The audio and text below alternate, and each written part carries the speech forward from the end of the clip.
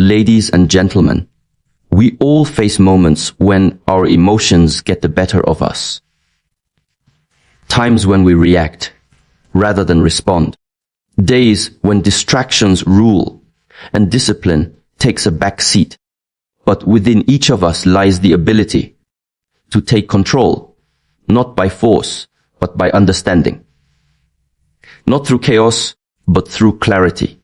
Today, I want to share with you 8 effective ways to take control of your behavior. Not just to improve your life, but to master it. Number 1 is observe without judging. The journey of behavioral control begins not with action, but with awareness. Most people try to change their habits by force. They make resolutions, set goals, and try to discipline themselves with strict rules. But without deep self-understanding, those efforts often fail. True transformation starts when you begin to observe yourself, your thoughts, your emotions, your actions, without immediately trying to label them as right or wrong. Observation is the first step to mastery, because you cannot change what you do not first understand. Most of us have developed a habit of judging ourselves instantly. A thought arises, and we label it as negative. A reaction surfaces, and we feel guilty. This constant self-criticism creates a noisy mental environment where clarity is lost. When you judge, you add emotional weight to what you see. But when you observe neutrally, like watching clouds pass in the sky, you begin to see your patterns clearly. This clarity is powerful. It creates space between you and your behavior. Space in which conscious choice becomes possible. Try sitting in silence for just a few minutes a day, simply noticing what arises in your mind. Don't push anything away. Don't chase after any thought. Just watch. Notice how your mind jumps from one thing to another. Notice how certain thoughts trigger emotion, while others pass quietly. You're not trying to stop the thoughts. You're only becoming aware of them. This practice might seem simple, but it is deeply transformative. It teaches you to be the observer, not the reactor. The same principle applies to your actions.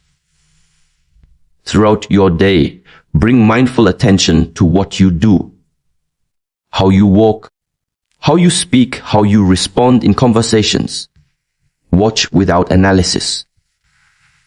For instance, when you get irritated, don't rush to fix it or punish yourself. Just note it. I'm feeling irritation right now. That single act of naming the feeling, without condemning it, breaks the automatic cycle. It takes you out of unconscious reactivity and into conscious awareness. When you develop this non-judgmental awareness, something remarkable happens. You begin to see the root causes of your behavior. You notice how your anger often comes from insecurity, or how your impatience arises when you're afraid of being left behind. These insights don't come through thinking alone. They come through watching again and again with stillness and sincerity. Observation without judgment becomes a mirror, revealing what's real beneath the surface. This practice is not about suppressing anything. In fact, it's the opposite. It's about allowing everything to be seen clearly, so that nothing controls you from the shadows. Like a skilled martial artist watches their opponent calmly before moving, you must learn to watch your own mind with calm curiosity. Only then can you respond with precision rather than reacting with confusion. observation, simple, quiet, honest, is the foundation of all inner control. Number 2 is Ze, master the breath. If observation is the doorway to awareness, then breath is the key to unlocking it. Your breath is more than a biological function. It is a direct reflection of your mental and emotional state. When you're anxious, notice how your breath becomes shallow and fast. When you're angry, it becomes sharp and erratic. When you're calm, your breath slows down naturally. Learning to regulate your breath gives you immediate access to a deeper sense of control. Not just over your body, but over your reactions, your clarity, and your presence. Breath is always available. It doesn't require any external tools, settings, or technology. Whether you're in the middle of a heated conversation, stuck in traffic, or sitting in silence, your breath is your anchor. By simply shifting attention to it, you interrupt the cycle of unconscious reactivity. The moment you become aware of your breathing, you begin to slow down. Not just physically, but mentally. This slowing down creates a gap between the trigger and your reaction. A gap where awareness can enter. One of the simplest yet most powerful techniques is conscious diaphragmatic breathing. Breathing deeply into the belly rather than the chest. Try this. Inhale slowly through your nose for 4 seconds. Hold for 4. Exhale through your mouth for 4. And pause again for 4. This rhythm, sometimes called box breathing, helps to calm the nervous system and settle the mind. It's especially useful in moments of high stress or emotional overwhelm. When practiced consistently, this form of breath work becomes a natural habit, one that grounds you in the midst of chaos. What's often overlooked is how breath connects mind and body. It is the bridge between your thoughts and your physical state. When your breath is tight, your muscles tense. When your breath is slow and deep, your body opens. This interplay can be used deliberately. Before responding to a challenging situation, take one deep breath. It might seem too simple to matter, but that breath can stop an argument, shift your tone, and help you say something you won't regret later.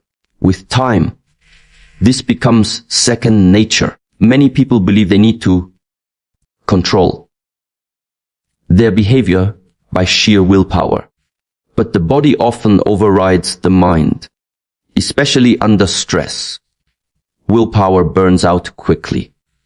Breath, on the other hand, sustains you. It cools the fire when emotions flare up. It grounds you when you're swept away by fear or frustration. It reminds you that in every situation, no matter how intense, you can return to the present moment, not by force, but by breath. To master the breath is to master presence. When you are fully present, your behavior naturally aligns with awareness. You stop reacting out of habit, and you begin responding from clarity. In that space, you are no longer a puppet pulled by emotion. You are a calm, steady force in your own life. It doesn't push, but if you listen, it will guide you. Gently, patiently, and always toward balance. Number 3 is choose your response. Don't react. In every moment, we are given a choice to react or to respond. Though they may appear similar from the outside, the difference between them is vast. Reaction is fast, emotional, and automatic. It is the product of past conditioning. A knee-jerk reflex built over years of habits and unchecked emotions. Response, on the other hand, is deliberate. It comes from a place of awareness. It requires presence. It takes a moment longer. And that moment is everything. When someone criticizes you, notice your immediate reaction. Perhaps your body tightens, your heart rate increases, and your mind prepares a sharp comeback. This is a reaction. It arises before you've even had a chance to think. But what if, instead, you paused, just for one breath? In that pause, you create space. You give yourself the opportunity to respond. Not to defend your ego, but to act with clarity, kindness, or firmness, depending on what the situation truly requires. Choosing your response means stepping out of the automatic cycle. It means not letting others or your emotions dictate your behavior. People will provoke you. Circumstances will test you. But you are not obligated to react to everything that happens. In fact, some of the strongest responses are not external at all. Sometimes silence is your response. Sometimes walking away is your response. And sometimes a calm, clear word carries more strength than any shouting ever could. This ability to choose takes practice. It begins with awareness supported by breath and strengthened through repetition. The more you pause before responding, the more natural it becomes. Over time, the pause becomes part of you. It gives you freedom. The freedom to no longer be controlled by impulses or past patterns. You begin to notice that most situations don't need an immediate answer. They need presence, patience, and thought. Importantly, choosing your response doesn't mean suppressing your emotions. It means witnessing them without becoming them. Anger may still arise, but you no longer speak from anger. Fear may surface, but it doesn't run the conversation. You become like a mountain in a storm, still grounded and unmoved by passing winds. This inner stillness allows you to act from intention rather than reaction. There is great power in knowing you can respond to life rather than be pushed around by it.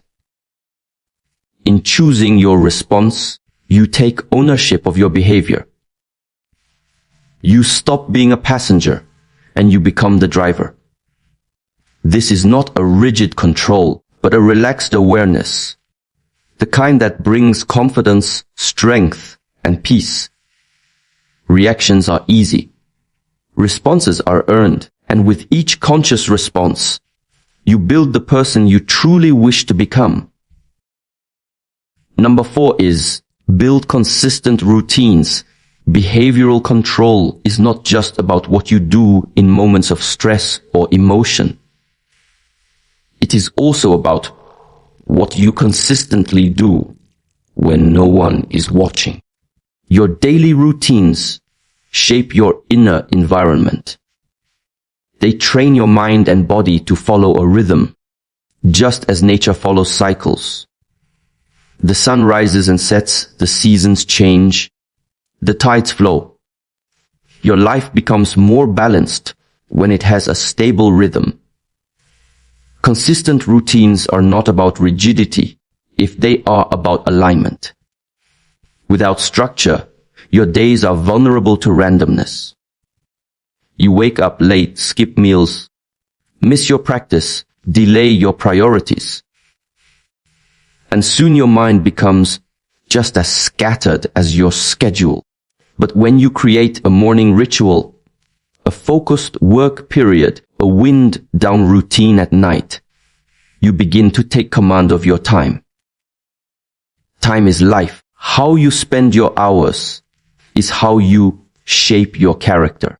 Routines give you a framework in which conscious behavior can flourish. Some resist the idea of routines, thinking they are boring or too controlled. But true freedom often comes through structure. A musician needs scales before they can improvise. An athlete needs drills before they can perform freely. In the same way, consistent habits provide the foundation for creativity, energy, and emotional stability. The discipline of a routine doesn't limit you. It liberates you from the chaos of indecision and inconsistency. Start simple. Choose 1 or 2 habits that align with your values. Perhaps it's waking up and sitting in silence for 5 minutes. Or writing a few lines in a journal. Or doing light movement in the morning. These are not grand gestures, but they are powerful signals to your nervous system.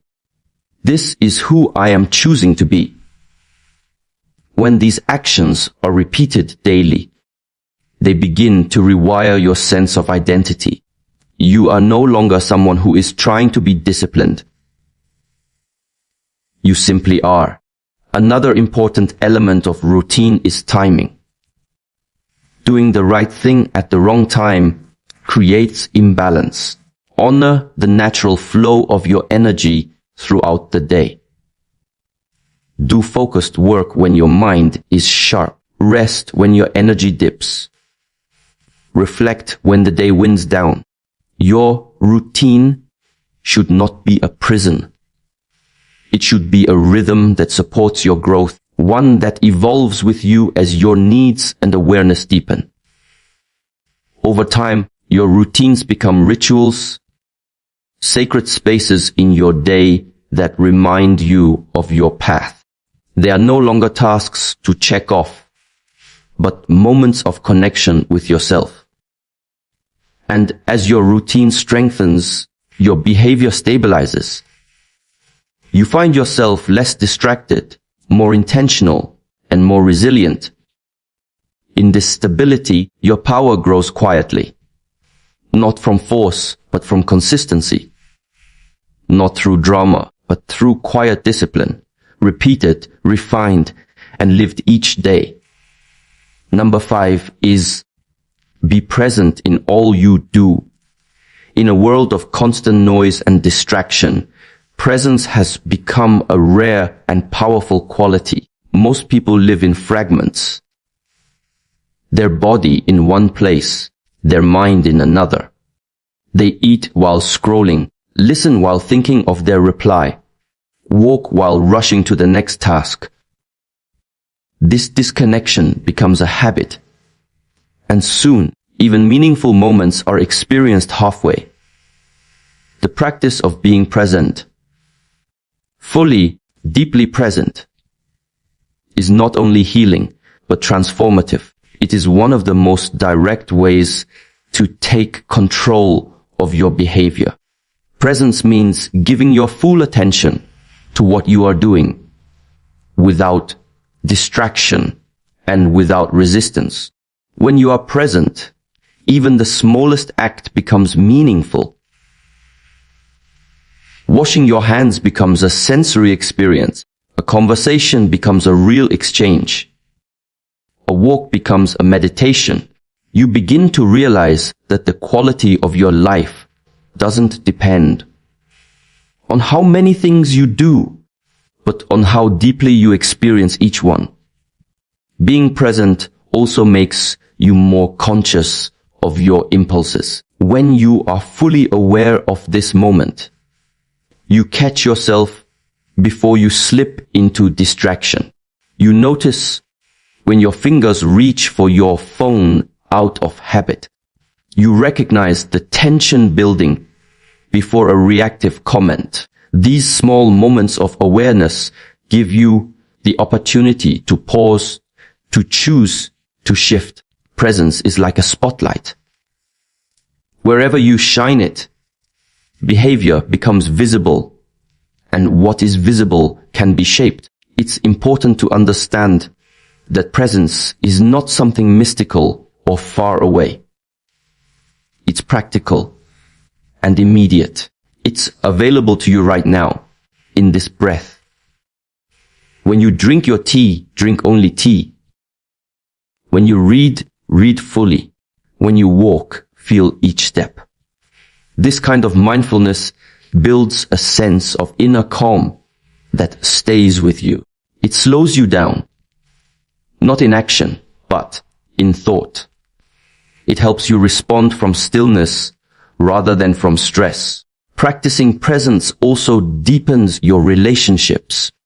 When you truly listen, without preparing your response, without judgment, people feel it.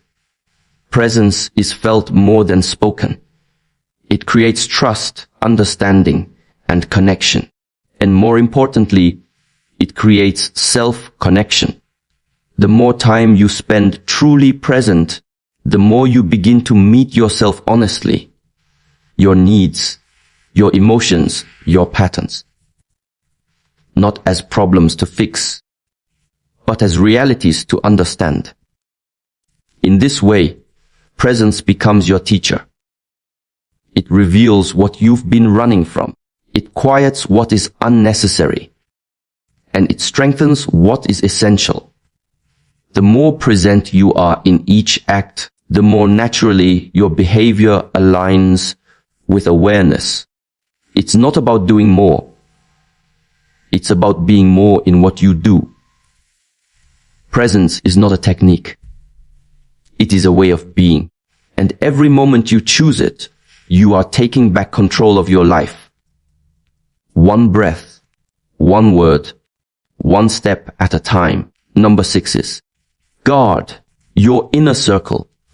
You are not only shaped by your thoughts and choices. You are also shaped by the people around you. Whether you're aware of it or not, your inner circle silently influences your standards, your speech, your beliefs, and even your energy. The people you regularly interact with can either support your self-mastery or slowly erode it. Guarding your inner circle, therefore, is not about arrogance or isolation. It's about choosing the kind of environment that nurtures conscious behavior. We become like those we spend the most time with. If you're constantly surrounded by people who complain, gossip, procrastinate, or react emotionally, you'll notice those habits quietly creeping into your own life. Not because you choose them, but because you unconsciously absorb them. Human behavior is contagious. So is energy. If someone carries chaos within them, and you remain open to it without awareness, that chaos begins to disturb your own peace. On the other hand, when you're around people who are calm, present, disciplined, and respectful, you begin to rise to that level. Their example doesn't pressure you. It inspires you. You naturally become more mindful of your own words. You start holding yourself to higher standards. A supportive inner circle doesn't push you to be someone you're not. It reflects who you are when you're at your best. These relationships are built not on performance, but on alignment. Guarding your circle does not mean cutting everyone off. It means becoming conscious of what kind of interactions you allow to influence your state. Not every friend needs to be a spiritual mentor. But you must learn to notice how someone leaves you feeling. Do you walk away drained, tense, distracted? Or do you leave with more clarity, more stillness, more focus? If your body and mind feel unsettled after being with someone, listen to that signal. not with judgment, but with honesty. Sometimes this practice requires difficult decisions. You may outgrow certain relationships. You may need to establish firmer boundaries. You may choose silence over small talk or distance over emotional drama. This is not coldness. It is care. You are not rejecting others. You are protecting the inner space that allows you to grow. And when you protect that space, you can offer more presence, not less, to the people who truly matter. Ultimately, your behavior doesn't exist in a vacuum. It is influenced by the energies you allow into your life. So choose wisely. Walk with those who remind you of your values. Speak with those who listen, not just reply. Share space with those who respect silence. A strong inner circle doesn't just support your external goals. It supports your internal alignment. And when your environment supports your peace, self-control becomes effortless, not forced. Number 7 is embrace discomfort. Growth never comes from comfort. It comes from friction, from challenge, from effort, from choosing what is right over what is easy. Yet most people avoid discomfort like a threat. They resist difficult conversations, delay important decisions, and retreat from unfamiliar experiences.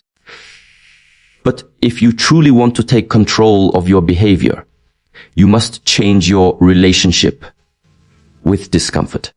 You must begin to see it not as an enemy, but as a guide. A signal that you are stepping outside the familiar into the space where real transformation happens. Comfort often keeps us locked inside old patterns. When everything feels easy, there's no reason to examine your habits. But the moment discomfort arises, whether it's the age of waking early, the vulnerability of speaking your truth, or the discipline required to break a habit, you're offered a choice. Run from it or lean into it. If you run, the pattern remains. If you lean in, the pattern begins to shift. Discomfort is the threshold between who you are and who you could be. Every time you choose discomfort with awareness, you build inner strength. You teach your nervous system that it can remain calm even when things feel unfamiliar. You teach your mind that it doesn't need to control everything to feel safe. This is real resilience, not the ability to avoid stress, but the ability to remain centered in the face of it. And the more you train yourself to sit with discomfort, whether physical, emotional, or mental, the more confident you become in your own capacity. This practice doesn't require grand acts.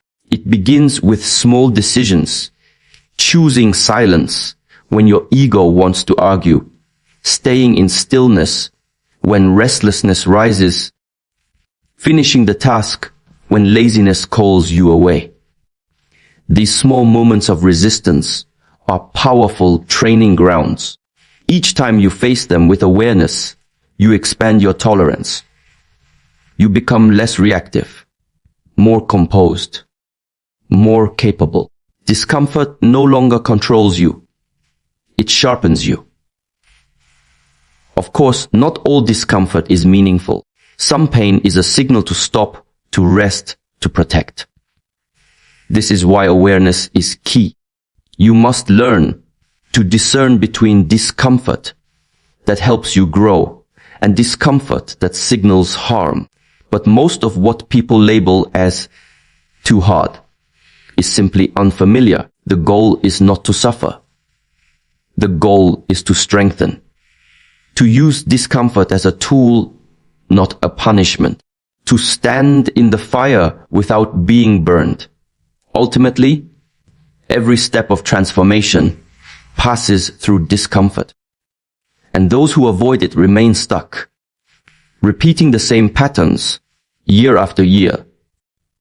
But those who embrace it, who breathe into the tension and stay just a little longer, they change. Not because they forced change, but because they earned it. Discomfort is not your enemy. It is the edge of your comfort zone and the doorway to your freedom. Number 8 is reflect daily. In a fast-paced world that glorifies action, reflection is often neglected. But without reflection, action becomes repetition. You wake up, rush through your tasks, respond to the same triggers, fall into the same habits, and call it a life. To truly take control of your behavior, you must pause. You must look inward. Daily reflection is not a luxury for the spiritual or philosophical. It is a necessary tool for anyone seeking clarity, growth, and conscious living. Reflection is not about judging yourself. It's not about reviewing the day to find what went wrong or to feel guilt over mistakes.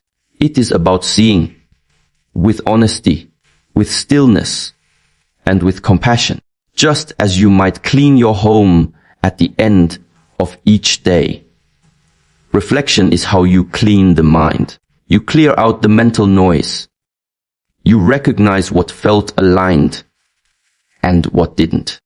You begin to see where you acted from clarity and where you were pulled by emotion or ego. A simple practice is to take 5 to 10 minutes each evening to sit in silence. Ask yourself, how did I show up today? Did I act with intention or out of habit? Where did I lose presence? What did I learn about myself? Write if you wish, or simply sit and allow the answers to rise. You may be surprised by how much your inner world has to tell you.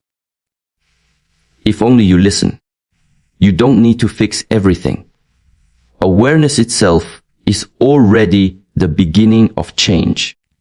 Daily reflection is also how you reinforce the behaviors you want to keep. When you notice that you handled a situation with patience or clarity, acknowledge it.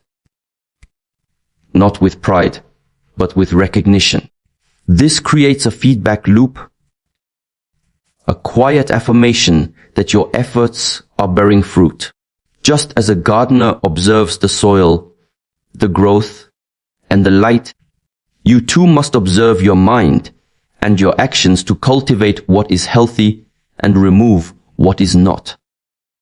Over time, reflection becomes a mirror, one that does not distort. It shows you the truth, not to shame you, but to guide you. It builds self-trust. You begin to know yourself, not just as someone who reacts, but as someone who learns. You don't need to be perfect. You only need to be awake. And reflection is what keeps you awake to your own patterns, your own shifts, your own evolution. It helps you track the subtle movements of your growth. Perhaps the most powerful aspect of reflection is that it gently reminds you each day is a chance to begin again. No matter how distracted you felt, how reactive you were, or how far you drifted. The day ends, and with awareness, you reset. You return to your intention. You recommit. In this simple act of sitting with yourself, you reclaim authorship of your life. Quietly, gently, fully.